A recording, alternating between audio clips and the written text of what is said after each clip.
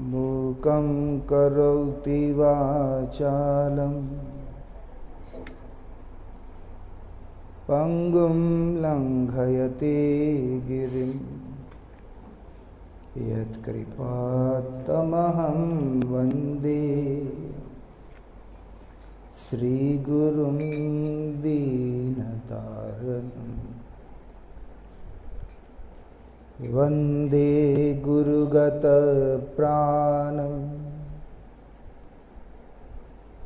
स्वाचार्यनिजकिङ्करं तीर्थनाम्ना सुविख्यातं परमहंसमहं भजे।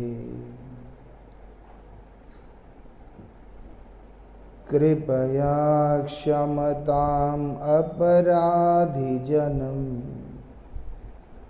कलुषायुतसक्तसुदीननरम्। सुपथे परिचालय सर्वदिनं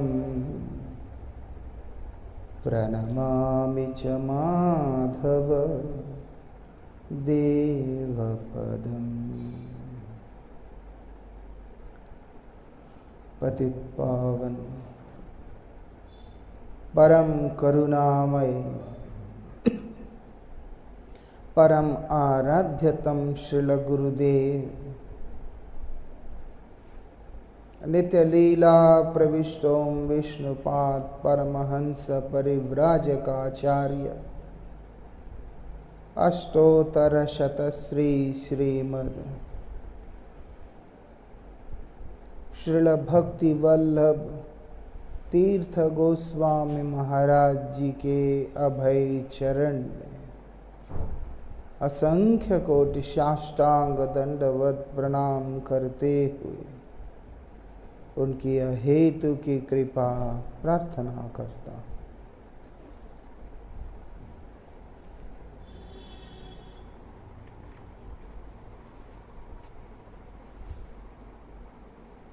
हमारे बड़ा स्टैंड है क्या इधर?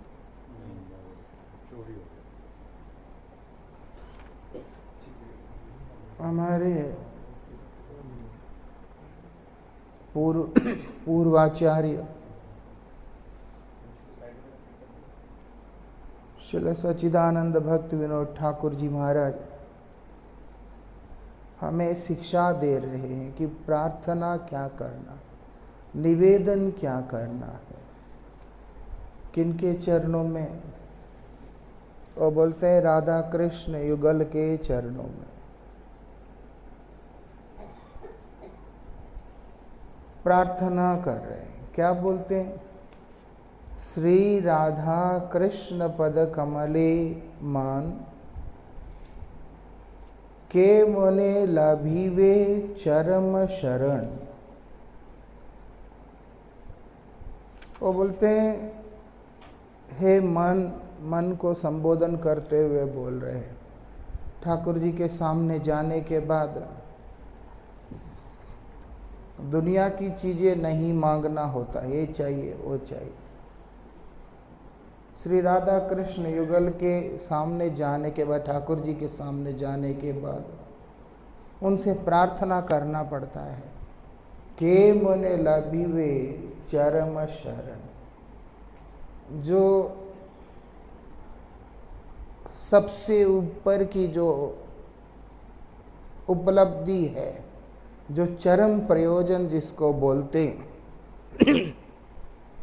जो श्री रूप गोस्वामी के पाद के माध्यम से चैतन्य महाप्रभु ने उपदेश किया कि भक्ति लता बीज ये ब्रह्मांड को भेद करते हुए जाकर विरजा पार करके, परव्योम पार करके, वैकुंठ सब पार करके आखिर में गोलोक वृंदावन में जाके श्री राधा कृष्ण के चरण कमलों का आश्रय ले लेती है। बोलते वही उसका अल्टीमेट है, चरम प्रयोजन है। भक्ति के मार्ग में आकर उसमें भी अगर गौड़ीय वैष्णवों के अनुगत में आकर अगर एक व्यक्ति अपने जीवन के चरम प्रयोजन के मार्ग पर नहीं गया तो उसका लाइफ यूजलेस है। ऐसे क्योंकि जो उसके अतिरिक्त जिन चीज़ों की चाहत है वो तो कहीं से भी मिल जाएगा, लेकिन वो नहीं मिलेगा। तो इसलिए बोलते हैं किस प्रकार से उस चरम प्रयोजन को मैं कैसे प्राप्त करूँगा। हे नाथ, कौन सी चरम प्रयोजन? बोलते व्रज वधू जिस समर्पण के साथ में कृष्ण की सेवा करती है उस अवस्था को मैं कैसे प्राप्त करूँगा, ऐसे बोल रहे हैं। इसीलिए भगवान खुद बोलते हैं, भगवान को कोई नहीं समझ सकता, भगवान को कोई नहीं समझ सकता अगर वो खुद अपने आप को ना जानाए तो। लेकिन गोपियाँ इससे 4 कदम आगे जा कर के भगवान को समझती है। इसीलिए भगवान बोलते हैं कि मेरा महिमा क्या है, मेरा सेवा क्या है, मैं कैसे प्रसन्न हो सकता हूँ। वास्तविकता में अगर कोई जानता है तो केवल गोपियाँ ही जानती है और कोई जानता ही नहीं है यथार्थ रूप से। और बोलते तत्वता जैसा है ऐसे केवल वही जानते हैं और कोई जानता ही नहीं। तो इसीलिए हमें गोपीर भृत पद कमलयोर दास दास दास दास दासानुदास हमने वो बनना है। मतलब गोपियों के आश्रित जो जन है उनके दासों के दासों के दासों के दासों के दास बनना है। ऐसे पीछे मैं एक वीडियो देखा था, उसमें एक व्यक्ति से पूछते हैं कि आप क्या सचल राधा रमन हैं, ऐसे पूछा किसी से। मतलब है कि अचल राधा रमन वो जो विग्रह मंदिर में है और सचल राधा रमन जो चल फिर रहे हैं, तो क्या आप हैं, ऐसे पूछा। तो वो सज्जन कहता है कि मैं राधा रमन के दासों के दासों के दासों के दासों के दासों के दासों के दासों के एक छोटा सा एक तुच्छ दास हूँ, एक छोटा सा दास हूँ। बाकी जैसे भक्तों की भावना और उनका दर्शन है। प्रत्यक्ष ना बोलते हुए भी परोक्ष जो है खुद को सचल राधा रमन के रूप में प्रस्तुत करना, ये भक्तों का काम नहीं होता है। भक्त लोग उस रास्ते के नहीं हैं। भजन करते करते करते करते मैं भगवान बन गया, या नहीं भी अगर भगवान बना, कम से कम मैं तो गोपी बन गया, मैं कोई सखी बन गया, ये भक्तों के अंदर होता नहीं है। परमाराध्य श्री गुरुदेव जब भी लिखते वैष्णव दासानुदास करके लिखते हैं, गुरु जी के हर जगह जहाँ पे भी ऐसे। हम कौन हैं? वैष्णवों के दासों के दास है, गोपियों के दासों के दासों के दास है। और हमारा प्रयोजन क्या है? वही गोपियाँ जो कि कृष्ण को यथार्थ रूप से जानती है, जो कृष्ण को वो जैसे ऐसी जानती है, उनके अनुगत में कृष्ण की कृपा, उनकी सेवा को प्राप्त करना। ऐसे इसलिए यहाँ पर बोलते कब मैं वो अवस्था को प्राप्त करूँगा। बोलते चिरदीन करिया ओ चरण आश। बोलते मैं क्या किया, आपके उन्हीं दिव्य चरणों का आशा कर रहा हूँ। आज से नहीं, चिरकाल से, दीर्घ काल से, हमेशा से। मेरा और कोई इसमें डाइल्यूशन नहीं है और कोई मोटिव नहीं है। बोलते इसीलिए बोलते हैं उसी उद्देश्य से आज से है बसिया ए अधम दास। मैं अगर आपके सामने आके बैठा भी हूं, उसका यही रीजन है, आज से है बसिया, मैं आके बैठा हूं। क्यों आके बैठा हुआ है भाई? बोलते हैं ये अधम जो दास है, अधम कौन है? नामाम दुष्कृत न मूढ़ प्रपद्यन्ते नराधमा, जो कृष्ण के चरणों में प्रपन्न नहीं, शरणागत नहीं है, वही अधम है। उसको कृष्ण के प्रति उसका शरणागति नहीं होता है, वो अधम है। इसलिए बोलते मैं तो एक अधम हूं। नहीं नहीं नहीं, अधम का दास हूं, मतलब और भी नीचे का स्तर का व्यक्ति हूं, ऐसे। इसलिए बोलते हैं मैं इसीलिए आके यहाँ पर बैठा, आज से ये बसिया, आके बैठ गया मैं इधर। हे राधे हे कृष्ण चंद्र भक्त प्राण, आप कौन है? हे राधे हे कृष्ण, आप दोनों कौन है? भक्तों के प्राण हैं।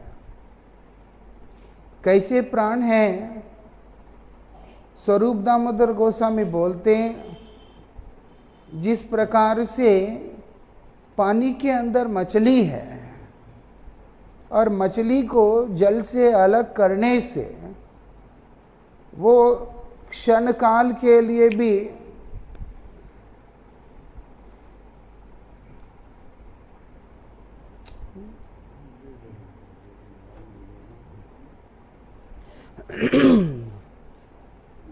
वो क्षण काल के लिए भी बच नहीं सकता है।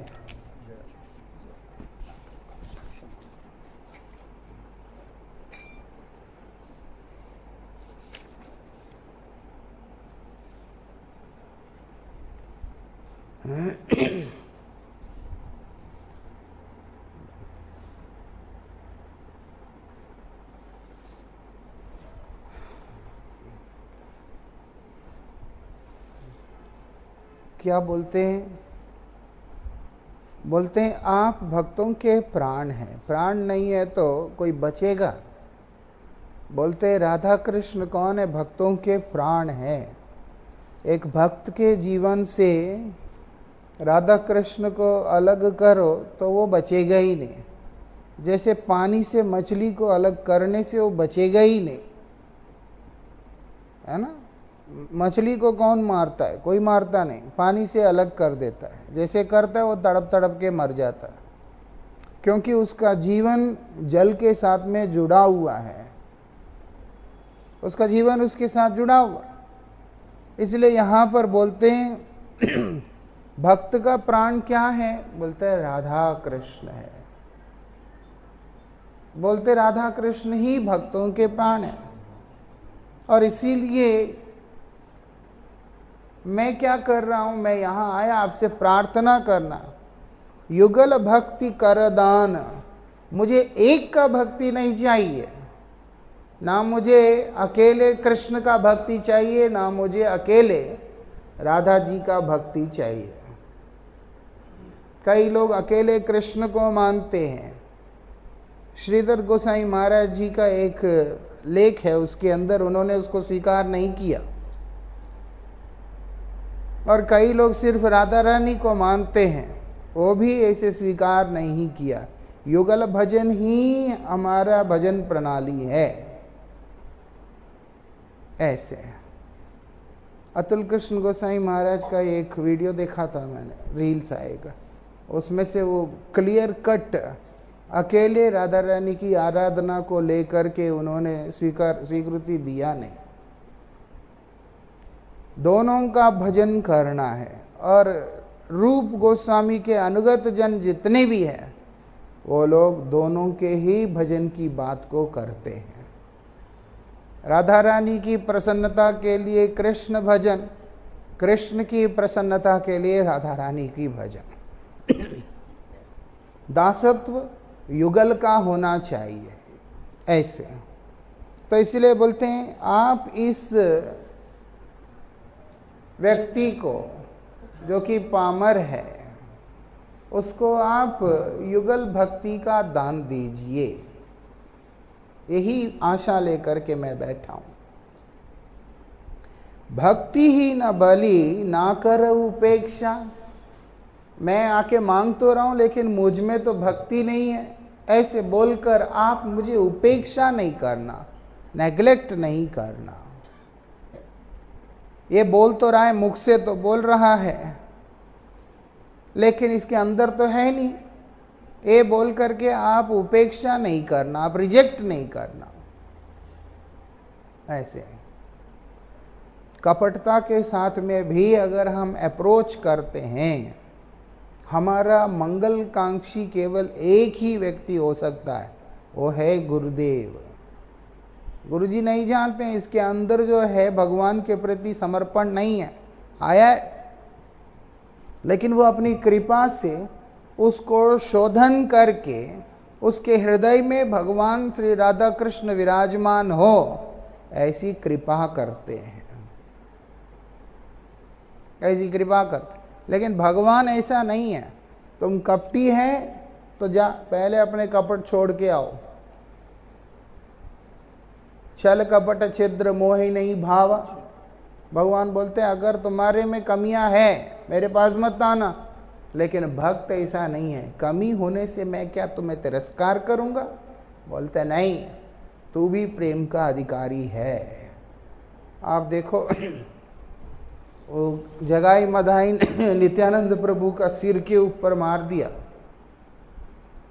चैतन्य महाप्रभु प्रेमावतारी हो करके भी वो सुदर्शन को आवाहन करते हैं, अभी इनको खत्म करना है।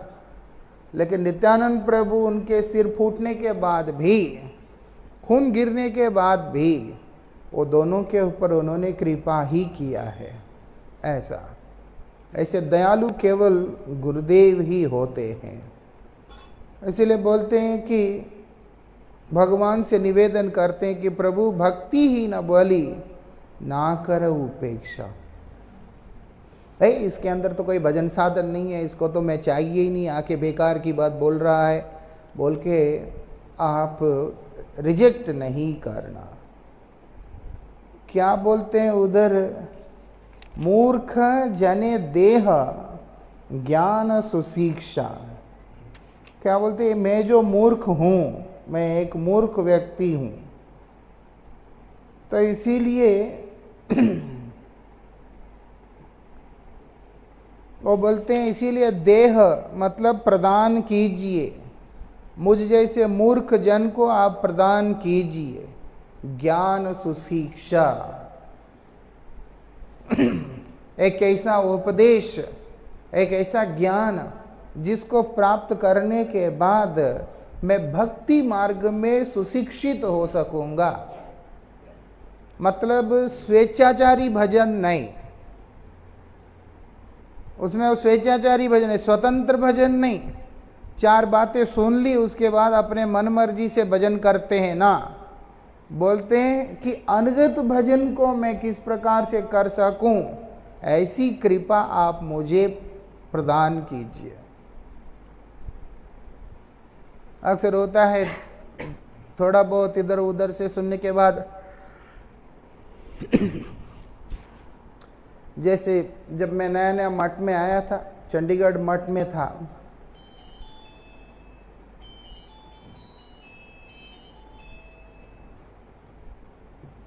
चंडीगढ़ मठ में था, तो चंडीगढ़ में कुछ गुरुजी थे तो कुछ बाबा जी लोग भी आए थे इधर उधर से, और सारे बाबा जी आपस में बात कर रहे हैं।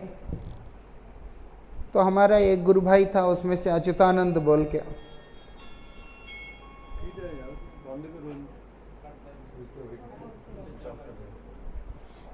अच्युतानंद बोल के हमारा एक गुरु भाई था, वो इससे भी बड़ा बड़ा दाढ़ी रख लिया था वो। तब जब मैं पहली बार मिला, वो ऐसे बात करता है जैसे कि ब्रज में घूमना है, मदकरी मांग के खाना है, रहना है, मस्त रहना है। और भी एक दो लोगों से ऐसा सुन लिया, इधर उधर से दो चार बातें सुन के दिमाग में अब पका लिया कि मुझे भी अब ब्रज में जाके मदकरी करके खाना है, इतने इतने कपड़े पहन के रहना है, ऐसे। और वो तो गुरु महाराज जी की कृपा थी कि गुरु महाराज जी हरि कथा के माध्यम से इतना जोर से थप्पड़ लगा दिया। गुरु जी कथा करते करते बोलते हैं कि कौन रह सकता है राधा कुंड में, कौन कर सकता है व्रजवास, ऐसे ऐसे करके। जब गुरु जी ने इतने जोर से सिंह की तरह गर्जन करके फटकार लगा दिया तो फिर वो ठंडा हो गया, क्योंकि वो तो इस जगत का वाणी नहीं है, तो वो बराबर जहाँ स्ट्राइक करना है वहाँ स्ट्राइक करता है। नहीं है तो इधर उधर से सुन के, हाँ, 2-4 बाबा जी व्रज में घूम रहे, उनको देख के एक जोश आ जाता है कई बार, हा ऐसे। तो इसीलिए यहाँ पर बोल रहे हैं ऐसा नहीं चाहिए मुझे, मैं मूर्ख हूँ, मुझे जो जैसा चाहिए ऐसा ड्राइव कर सकता है। आप कृपा करके ऐसी ज्ञान प्रदान कीजिए जिससे मैं सटीक आप ही की ओर उसी रास्ते पे मैं चल सकूं, ऐसा उसी पे मैं चल सकूं। इसलिए यहाँ पर ऐसी प्रार्थना कर रहे हैं कि नाथ मुझे जो है स्वतंत्र भजन नहीं करना है। अब जैसे कई लोग होते हैं,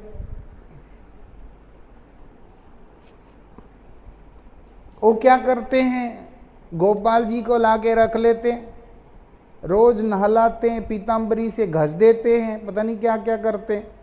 बाद में इतना घसते हैं कि वो मूर्ति के आंख नाक सारा कुछ फ्लैट हो जाता है। और उसके बाद ऐसी बेवकूफ़ लोग हैं, उससे पूछो तो गोपाल उनके लिए बच्चा है, और फिर राधा कृष्ण कौन है, वो तो उनके पति है। क्योंकि गोपाल के बारे में, उनकी लीलाओं के बारे में सुन रहे हैं तो दिमाग जो है वात्सल्य की तरफ भाग जाता है, और जब राधा कृष्ण की लीलाओं के बारे में सुनते हैं तो मन जो है माधुरी की तरफ भाग जाता है। वो ना माधुरी है ना ही वो वात्सल्य है, वो एक सिरफिरा है ऐसे। तो इसलिए यहाँ पर बोल रहे हैं कि मैं तो मूर्ख व्यक्ति हूँ, जो जैसा चाहे ऐसे मुझको चला लेगा, आप कृपा करके सही शिक्षा मुझे प्राप्त हो ऐसे अनुग्रहित करें। एक ऐसा शिक्षा, एक ऐसा ज्ञान, एक ऐसा मर्म जो केवल मुझे आपके करीब लेकर के जाए, ऐसे प्रार्थना कर। आगे क्या बोलते हैं, विषय पिपासा प्रपीड़ित दासे। ये दास को जो है विषय की जो पिपासा, प्यास, विषय की जो प्यास है वो इस दास को तड़पा रहा है, वो तड़पा रहा है इस दास को।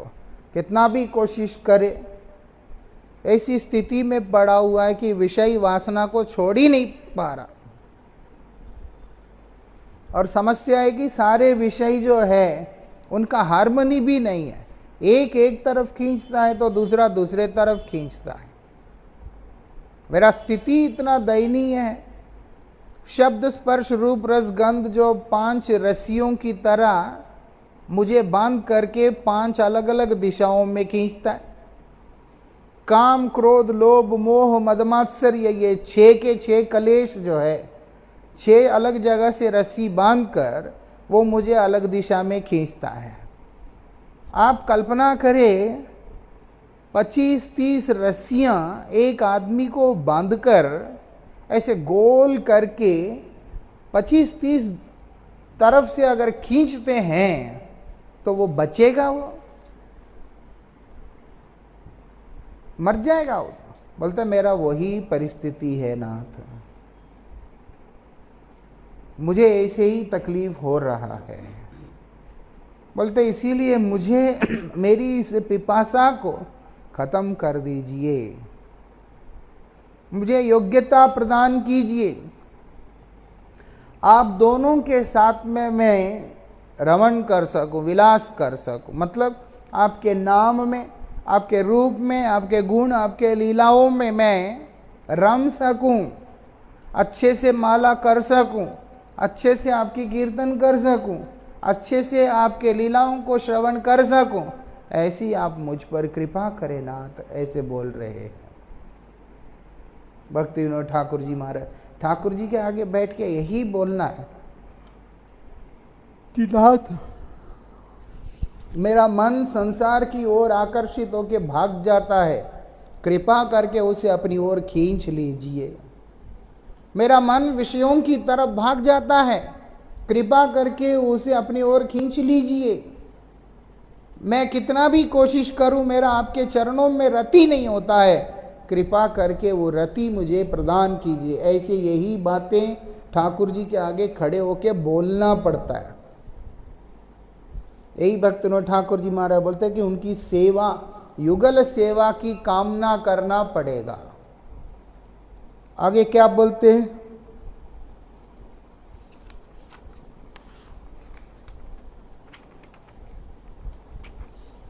आगे क्या बोलते हैं? बोलते हैं ये जो जीवन है ये क्या है? ये वो बोलते चंचल है। ऐसा चंचल है कि अब है, आगे का पता नहीं, अब है अगले क्षण का नहीं पता। इसलिए बोलते चंचल जीवन श्रोत प्रवाही कालेरे सागर धाय। वो बोलते ये जो है ये काल के स्रोत में, समय के स्रोत में जो है ये जीवन जो है प्रवाहित तो होता जा रहा है, और ये संसार रूपी जो सागर में वो फंसता जा रहा है, गिरता जा रहा है। नहीं, अब कल रात दोबारा कभी आ सकता है हमारे जीवन में? कभी नहीं आएगा। आज सुबह 5 बजे नहीं आएगा दोबारा। ऐसे बोलते गेलो ये दिवस ना आसीबे यार। अरे भैया जो समय अभी निकल गया है, हे गोविंद आपके बिना जो समय मेरा निकल गया, ना आसीबे यार, वो दोबारा लौट के नहीं आएगा। वो बोलते हे वे कृष्ण की उपाय, हे कृष्ण हे नाथ मेरा क्या उपाय क्या है? क्योंकि दोबारा लौट के वो समय आएगा ही नहीं, मेरा टाइम तो बर्बाद हो गया। मैं आपके चरणों में आके निवेदन कर रहा हूं। क्यों निवेदन कर रहे हो? क्योंकि तुम ही पतित जनेर बंधु। आप कौन हैं? आश्रित जनों के बंधु हैं। आप कौन हैं? पतितों के बंधु हैं। गिरे हुए व्यक्ति जो बेचारा उठ नहीं सकता, इन सबके आप बंधु हैं, रिश्तेदार है। जो इतना गिर गया हो कि वो अपने आप से उठ ही नहीं सकता, और भगवान कौन है? ऐसे लोगों का बंधु है। इतने गिरे हुए उनको उठाते हैं कृपा करके। और मैं जानता हूं इस बात को। क्या जानते हैं? तुम ही तो करुणा जल सिंधु। आपकी अपार करुणा को अगर जल की संज्ञा दें तो आप उस जल के अथाह सागर है, समुद्र है। प्रभु आप तो समुद्र है, करुणा के समुद्र है, जिसका कोई अंत नहीं, जिसका कोई पार है ही नहीं। इस बात को हम जानते हैं, इसीलिए आपके पास आके निवेदन कर रहे हैं। क्या? अमी भाग्यहीन अति अर्वचीन, ना जाने भकति लेश। मैं कौन हूं? भाग्यहीन हूं। और क्या बोलते हैं?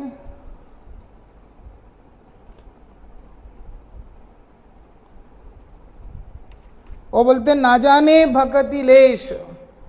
मैं आज से भाग्यहीन नहीं, जब से मैं आपसे विमुख हुआ तब से मैं भाग्यहीन हो गया। बच्चा जब से घर से भाग गया तब से वो भाग्यहीन हो गया है। ऐसा नहीं कि घर से भागने के बाद काफी दिन ठीक था उसके बाद भाग्यहीन हुआ ना।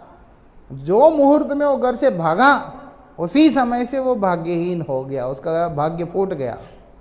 मैं भी नाथ आपसे विमुख होकर के आपसे जब भाग गया, भटक गया, उसके बाद से तो मेरा जिंदगी बर्बाद हो गया। मेरा क्या हुआ? तो आज कल में नहीं हुआ है, बोलते अनादिकाल से। इसलिए बोलते अनादि कर्म फले पड़ी भवार नव जले तारी वरे ना देखी उपाय। हमारे आचार्य बोल रहे हैं अनादि काल से हमारे अनादि कर्मों का प्रभाव से मैं क्या हुआ, ये भवार्णव में इस संसार में आके पड़ गया, ऐसे गिर गया, तारीवारे ना देखी उपाय, इससे बचने का कोई उपाय मुझे दिखाई नहीं दे रहा। यही समझा रहे कि नाथ मैं तो भाग्यहीन हूं, आदिकाल से भाग्यहीन, जब से आया तब से ही भाग्यहीन हूं, ना जाने भगत लेश, इतना खराब मेरा स्थिति है, भक्ति क्या है उसको लेश मात्र भी मुझे समझ नहीं है। मैं चाहे जो मर्जी अपनी कमेंट्रीज पेश करूं कि यही भक्ति है, बोलते ना जानी भगत लेश, लेश मात्र भी उस भक्ति के साथ में मेरा कोई संपर्क नहीं है। इसीलिए मैं प्रार्थना कर रहा हूं आपके आगे आकर, बड़े ही दीन भाव से निवेदन कर रहा हूं, क्या, निज गुणे नाथ कर आत्मसात घुचाइया भव क्लेश। मेरे में तो कोई गुण नहीं, लेकिन आप में तो गुण है, आप में तो सारे गुण हैं, सर्वगुण है आप में। तो इसीलिए बोलते हैं आप अपने खुद के गुणों से, और बोलते क्या करिए, करो आत्मसात, मुझे उबारिए, मुझे उठाइए। अब तो माधव मोहे उबार, मीराबाई कह रही है कि हे माधव अब आप मुझे उबारो, क्योंकि मैं अपने आप से नहीं उठ पाऊंगी, मेरा बस का काम नहीं है ऐसे, इसलिए मुझे आप आत्मसात कीजिए, मुझे अपना लीजिए। उससे क्या होगा, मेरा ये संसार का कलेश शांत हो जाएगा। इसलिए बोलते घुचाइया भव क्लेश, ये संसार का जो कलेश है वो तब शांत होगा, अन्यथा शांत नहीं होगा। जिस प्रकार से सूर्य के उदित होने से अंधकार भाग जाता है, उसी प्रकार से भगवान का किसी जीव को अपना लेने से उसका संसार का सारा क्लेश जो है शांत हो जाता है, ऐसे बता रहे। आगे बोलते नाथ सिद्ध देह दिया वृंदावन माझे सेवामृत कर दान। बोलते आप मुझे सिद्ध देह प्रदान कीजिए, क्यों, क्योंकि इस शरीर से भगवान का सेवा नहीं होता। ये जो इस प्रापंचिक देह से और इस पे उत्पन्न होने वाले ये जो विकारों को लेकर भगवान का सेवा नहीं होता। इसीलिए भगवान का सेवा करना है तो उनके सेवा के लिए उपयुक्त अपने आप को बनाना है, उसी को कहते सिद्ध देह। ऐसे जैसे अब इंसान तो सारे ही है, लेकिन प्रधानमंत्री की सुरक्षा की घेरे में जाना है तो उनको एसपीजी का ट्रेनिंग लेना पड़ता है, कमांडो का ट्रेनिंग लेना पड़ता है। वो लोग फुली ट्रेंड है कि वो किसी भी परिस्थिति को सामना करते हुए हैंडल करने का वो लोगों में वो क्षमता रहता है, ऐसे उसको लोग ट्रेन किया जाता है। वही व्यक्ति को वहां पर रिक्रूट किया जाता है, दूसरे को नहीं। ऐसे ये तो एक समझने के लिए, ऐसे ही भगवान की सेवा करने के लिए हमारे अधिकार के अनुसार हम लोगों को जो शरीर दिया जाता है, अब मरने के बाद जब आदमी नरक में जाता है तो उसको यातन शरीर मिलता है, और अगर वही भजन करते करते शरीर छोड़ दिया, भगवान के कृपा से उनके धाम में पहुंच गया, तो उसको जो देह मिलता है उसको कहते सिद्ध देह। वो उसके अधिकार के अनुसार उसको दिया जाता है, उस देह से वो भगवान की सेवा करता है, वो देह में वो भाव भी रहता है। अभी तो हम लोग कभी नौकर बन जाते हैं, कभी भाई बन जाते हैं, कभी जो है माँ बाप बन जाते हैं, कभी गोपी बन जाते हैं, तो कभी कुछ भी नहीं होते। तब ऐसा नहीं है। एक भाव, एक अवस्था, एक तरीका से सेवा करने की जो योग्यता है वो प्रदान किया जाता है। तो इसलिए बोले सिद्ध देह दिया वृंदावन माझे, वृंदावन के अंदर आप मुझे सिद्ध देह प्रदान करके, बोलते सेवामृत कर दान, आपकी सेवा रूपी अमृत आप मुझे दान कीजिए, सेवामृत मुझे प्रदान कीजिए। आपका सेवा ही अमृत है, बाकी सब मृत है, वो मुझे दान कीजिए। और तो और नाथ पिया या प्रेम मत करी मोरे, आप मुझे सेवा का अधिकार दीजिए, सेवा प्रदान कीजिए, और उस सेवा को करते करते करते उस सेवा के प्रतिफल के रूप में जो प्रेम मेरे हृदय में ओतप्रोत करता है, उसी प्रेम से मुझे, और बोलते मत कर दीजिए, एकदम उसी प्रेम में मुझे सराबोर कर दीजिए। ऐसे इतनी सेवा करूं कि मैं आपके प्रेम में डूब जाऊं पूरी तरह से। ऐसे तो ये उदाहरण ठीक नहीं है, लेकिन फिर भी एक दिन जैसे मायापुर में परम पूज्यपाद श्रील भारती गोसाई महाराज जी कमरे में थे, हमारे नरोत्तम प्रभु को थोड़ा दिखाई नहीं देता ठीक से, वो रसोई से महाराज के कमरे में आते आते ठोकर लग के गिर गया, घुटना के ऊपर चोट आ गया और भयंकर खून बहने लगा, खूब खून बह रहा है, लेकिन उसका ध्यान नहीं है। वो ऐसे ऐसे जैसे देखता है, देख करके वो जा रहा है, और उसका पूरा ध्यान किसमें है? केवल सेवा में। ऐसा एक साधारण शिष्य अपने गुरु की सेवा में इतना आवेश में आ जाता है, उसको अपना कोई बाहर का दीन दुनिया का समझ नहीं आता है, उसी में डूबा रहता है, उसी का आनंद लेता है। और एक सिद्ध देह प्राप्त शुद्ध आत्मा जो भगवान के रसिक भक्त हैं, वो सेवा करते करते कितना उसमें तल्लीन हो जाता होगा, जिसके चलते सेवा का प्रतिफल के रूप में भगवत प्रेम का जो रस उसके हृदय में पैदा होता है, उसकी हम कल्पना भी नहीं कर सकते। भक्ति विनोद ठाकुर महाराज बोलते कि आप ऐसी कृपा करो कि वो जो प्रेम का जो रस है उसको पान करते करते मैं मत्त हो जाऊं, पूरा सिर पे चढ़ जाए। और उसके बाद क्या करना है? बोलते सुनो निज गुणगान। अभी जो मैं आपके बारे में बोल रहा हूं, अभी मैं आपके बारे में जो बोल रहा हूं, ये नहीं, बोलता प्रेम में मत होके जब मैं बोलूंगा आपके बारे में, तब आप सुनना। ऐसे उसका प्रभाव एक अलग तरह से होता है, ऐसा प्रभाव उसका होता है जो कि कृष्ण को भी चंचल कर देने वाला होता है। समझ में आता है? रोहिणी मैया ने द्वारिका में बैठकर भगवान श्री कृष्ण की सारी महिषियों के बीच में कृष्ण कथा ही कीर्तन करने लगे।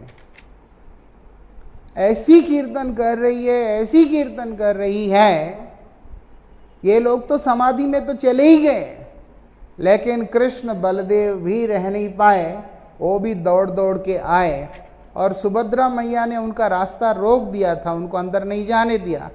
तो वहीं पर अपनी ही प्रेम की वार्ता को सुनकर पिघल गए, पूरा पिघल गए।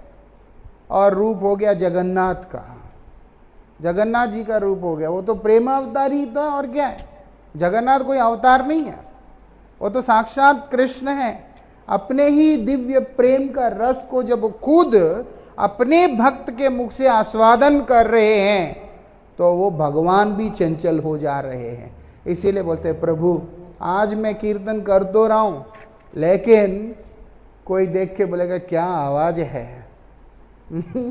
आज मैं कथा बोल तो रहा हूं, और कोई बोलेगा ओहो हो आपको तो बहुत ज्ञान है, आपके लिए कहा कर रहा हूँ। मैं तो चाह रहा हूँ आप मुझे अपना प्रेमामृत को पिलाकर मत करके, और उस नशे में, प्रेम की नशे में जब मैं आपके बारे में बोलूंगा आप उसको सुनिएगा नाथ। ऐसा है प्रेम की पागलपन में जो बोला जाता है, एक ही बार को अगर 10 बार भी बोला जाता है उसका एक अलग ही रस होता है, सुनने वाले का भी बोलने वाले का भी। हाँ, तीसरे को नहीं होता है, लेकिन जिसके बारे में बोल रहे हैं उसको जरूर होता है। हाँ बोलो, मैं तुमसे ना बहुत प्यार करता हूँ, आई लव यू।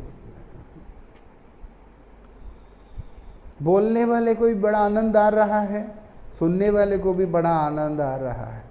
एक बार नहीं, रोज बोलता है, सुबह बोलता है, शाम बोलता है। आहा। दुनिया में तो काम है, इसीलिए 4-5 दिन के बाद बस करे। ये दुनिया में काम है, लेकिन परमार्थ जगत के अंदर जैसे जैसे भक्त प्रेम की उन्माद अवस्था में अपनी उस भावना को भगवान के आगे व्यक्त करता है, उसको सुन करके खुद भगवान भी जो है बावले हो जाते हैं एकदम। भक्त और भगवान को भक्त के अतिरिक्त तो कुछ और दिखता नहीं, और भक्त को भी भगवान के अतिरिक्त तो कुछ और दिखता ही नहीं है। बस तुम हो और मैं हूं, बस मैं बोलता रहूंगा, तुम सुनते रहना। वो दोनों अपनी दुनिया में खोए रहते हैं, यही प्रार्थना कर रहे हैं कब वो दिन आएगा मेरे जीवन में। आप देखो ना, सूरदास जी महाराज को आंखों में पट्टी बांधकर ठाकुर जी को नंगा कर दिया। उनको लगा गड़बड़ है कुछ, उनको जब कर दिया, सूरदास जी महाराज बड़े सुंदर पद में ठाकुर जी का स्तुति कर रहे हैं कि प्रभु आज आप नंगे खड़े। उनसे पूछा गया, बताइए श्रृंगार कैसा है आज? तो सूरदास जी बोला, कैसे देख रहे हैं? प्रेम नेत्र से देख रहे हैं, प्रेम नेत्र से देख रहे हैं। भगवान उनको देख रहे हैं, वो उन्हें देख रहे हैं, इसलिए तो बोल रहे हैं। बिल्वमंगल ठाकुर क्या बोलता है, मैं अंधा हूं बोलकर मेरे सामने से तुम भाग जाओगे, अगर तुम में इतना ही सामर्थ्य है तो यहां से भाग के दिखाओ। क्योंकि भक्त भगवान के बीच में एक अलग तरह का बंधन होता है, वो प्रेम का बंधन है। वो बंधन वो टूटता नहीं है, और ना ही वो पतला होता है, वो हब सब समय जो है कनेक्टेड रहता है। भगवान भक्त को निरंतर देखते रहते हैं, उसकी वाणी को सुनते रहते हैं, और भक्त भी भगवान की सेवा, उनकी महिमा कीर्तन करता रहता है। आप देखो गोलोक में स्निग्धकंठ और मधुकंठ के नाम से ये नलकुबेर मणिग्रीव वहाँ रहकर निरंतर कृष्ण की महिमा को कीर्तन ही तो कर रहे हैं। जैसे जैसे वो लोग गोलोक में कृष्ण लीला का कीर्तन करते हैं, कृष्ण भी उस लीला के अंदर प्रवेश कर जाते हैं। व्रजवासी उस लीला में चले जाते हैं। वहां क्योंकि काल नहीं है, इसलिए कब तक एक एक लीला चल रहा है, और उस लीला के अंतर्गत और कौन सी लीला एक के साथ एक जुड़ा हुआ, वो पता ही नहीं चलता है। ऐसे तो इसलिए बोलते हैं कि मेरे मुख से मुझे प्रेमोन्माद अवस्था में करके मुझे आप अपनी महिमा सुनना। जब मैं आपके प्रेम के नशे में आपके बारे में बोलूंगा तब सुनना। ऐसे महाराज कैसे समझाएगा, आएगा नहीं। ये दुनिया में एक माँ से पूछो अपने बच्चे के लिए, उसके अंदर जो प्रेम है ना, उस प्रेम के चलते वो जब अपने बच्चे के बारे में बोलती है, जितना मर्जी देर बोलती है, थकती नहीं है। ऐसा दुनिया में सुनने वाला व्यक्ति को समझ ना आए, लेकिन बोलने वाली का मस्ती जो है उसके बातों में दिखलाई देता है, क्योंकि प्रेम ऐसा है। अनंत माताओं की ममता जिस भगवान के अंदर है, और वो भगवान का प्रेम जब खुद कृपा करके अपने प्रियजन को पिला दे, और ऐसी अवस्था में जब भगवान की महिमा का कीर्तन होता है, फिर कहना ही क्या है। ऐसे बोलते हैं ना, जगन्नाथ जी के रथ के आगे परम गुरु महाराज जी कीर्तन कर रहे हैं, ऐसे कीर्तन कर रहे हैं कि पंडा लोग रथ को जैसे ही रुका, रथ परम गुरु जी को हाथों से जबरदस्ती उठाकर रथ पे चढ़ा दिया। ऐसा परम गुरु जी रथ के ऊपर है, नीचे शिलपुरी गोसाई महाराज जी कीर्तन कर रहे हैं। पुरी गोसाई महाराज जब कीर्तन कर रहे हैं, एक चोर आके उनका जेब काटने का कोशिश किया। शिला भारती गोसाई महाराज जी से हम इस बात को सुनते हैं, महाराज क्या बोलते हैं, जाने दो, वो भाव कहाँ दोबारा आएगा। ऐसे अपराकृत जो भाव है, कृष्ण संबंध को पुष्ट करने वाला भावमयी कीर्तन, वो इतना सहज नहीं है। इसलिए प्रार्थना कर रहे कि नाथ आपके पास में आ रहा हूँ तो मैं यही याचना लेके आ रहा हूँ, आप मुझ पर कृपा करें जिससे कि मैं इस प्रकार का कीर्तन करके आपको रिझा सकूं। ऐसे युगल सेवाएं श्रीरास मंडले नियुक्त कर अमाय।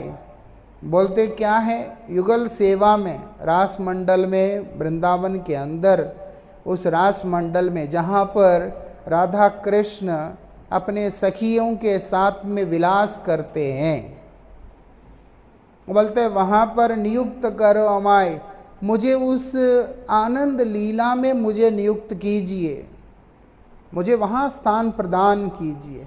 भक्त अपने भगवान के साथ, भगवान अपने भक्तों के साथ जो लीला विलास करते हैं उसके बीच में मुझे स्थान प्रदान कीजिए नाथ, विशेष करके वो गोपियों के अनगत में।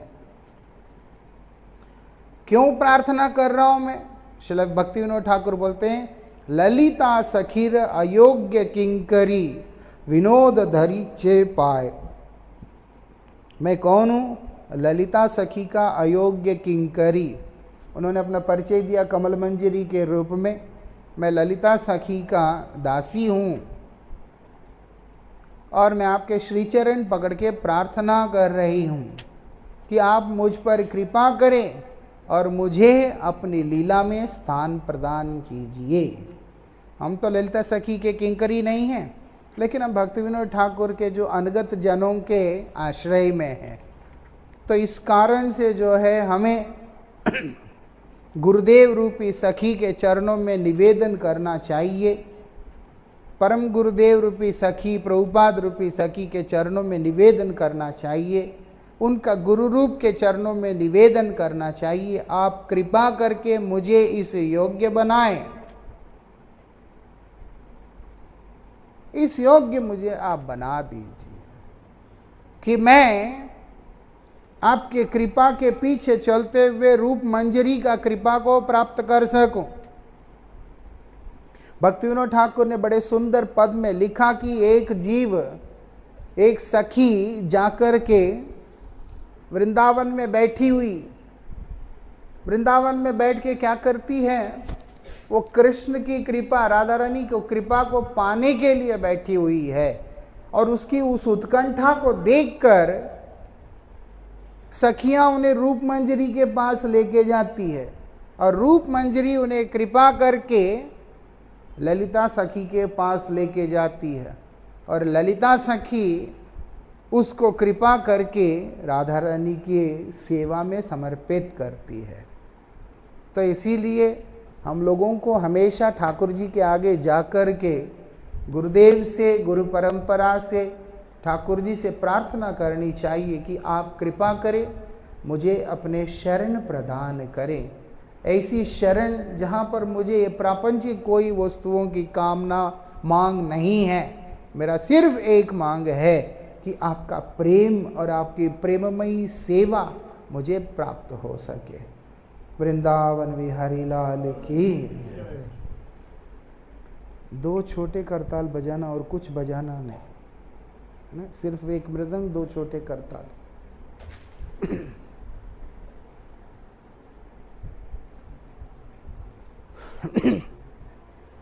हरे कृष्णा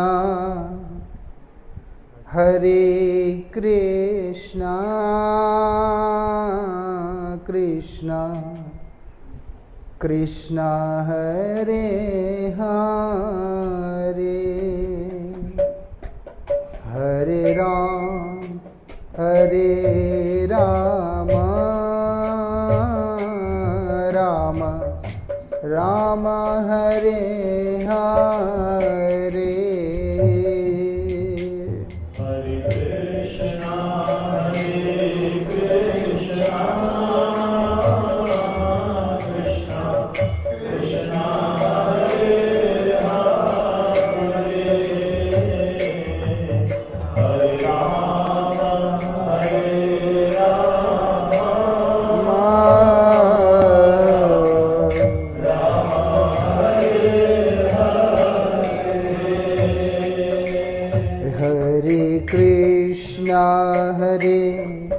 कृष्णा कृष्णा कृष्णा हरे हरे, हरे राम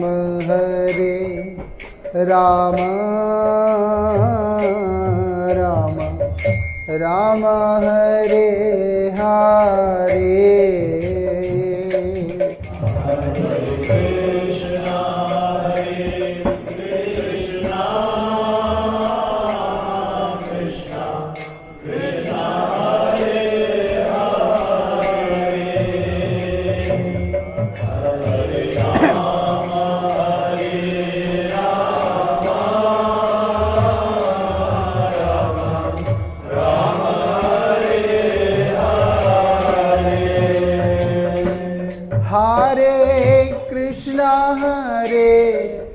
कृष्णा कृष्णा कृष्णा हरे हरे, हरे राम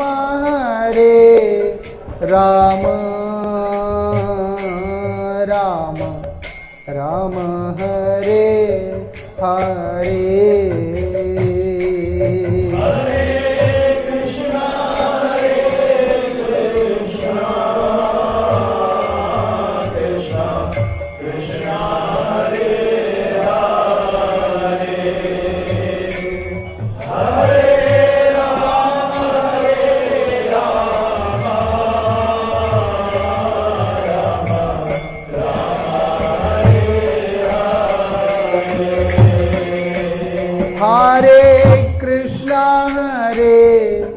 कृष्णा कृष्णा कृष्णा हरे हरे, हरे राम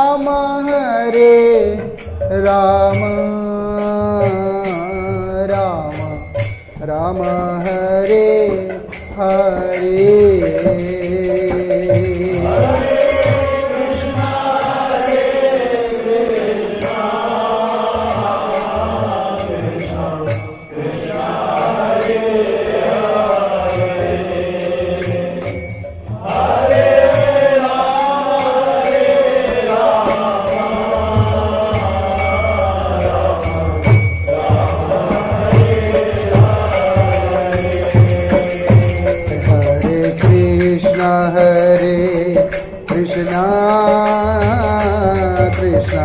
कृष्णा हरे हरे, हरे राम राम राम हरे हरे।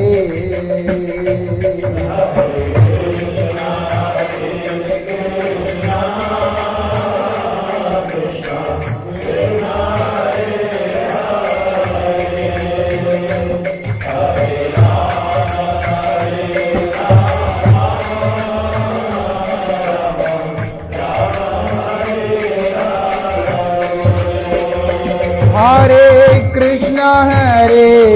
कृष्णा कृष्णा कृष्णा हरे हरे, हरे Ram Ram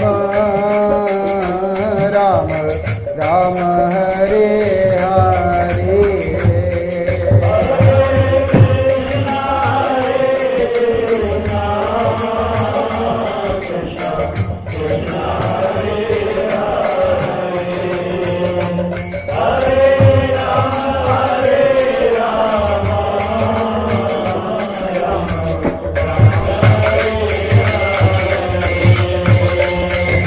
Krishna Krishna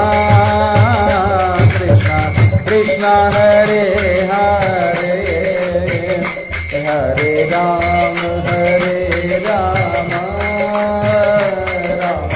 Rama Hare Hare।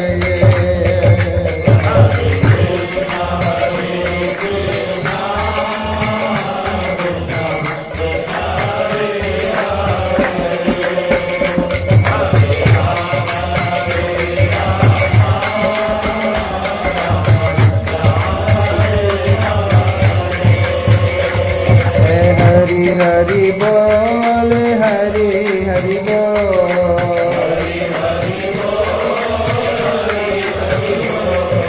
Hari Hari बोल हरि हरि बोल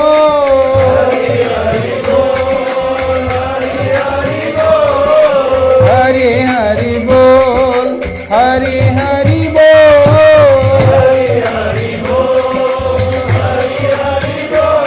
हरि बोल हरि